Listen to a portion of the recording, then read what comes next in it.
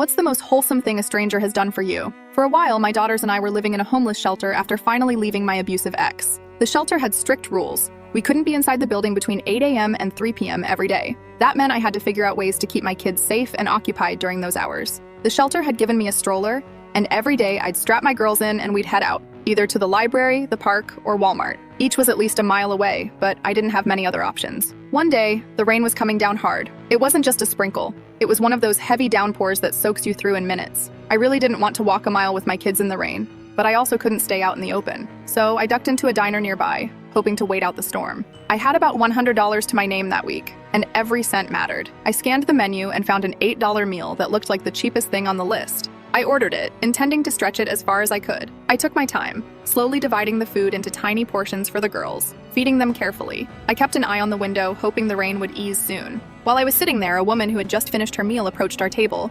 She looked kind and warm. Without any preamble, she said she had some towels in her car and asked if I'd like them. I was caught off guard but said yes, thankful for the offer. She paid for her food and headed out to her car. I assumed she might not have had towels after all because she drove away. But then, about 10 minutes later, she came back carrying 2 brand new towels. She handed them to me with a smile. I wrapped each kid in one, and the warmth from those towels felt like more than just the fabric. It was comfort when we needed it most. I thanked her, but she just smiled and waved it off like it was nothing. Not long after that, another stranger, a man this time, came over to our table. Without saying a word, he placed a $10 bill on the table, then went to the counter to pay for his own meal and left. Neither of them said anything else. They didn't ask questions or try to pry. They just saw something. Maybe the tiredness in my eyes, the way my girls clung to me, the worn stroller, and decided to help. That day, those small acts of kindness changed how I felt. In the middle of such a hard time, with so much uncertainty and fear, those strangers made me believe things could be okay. They reminded me that even in dark moments, there are people who see your struggle and quietly offer a hand. Those towels and that $10 didn't just keep my girls warm or help buy food,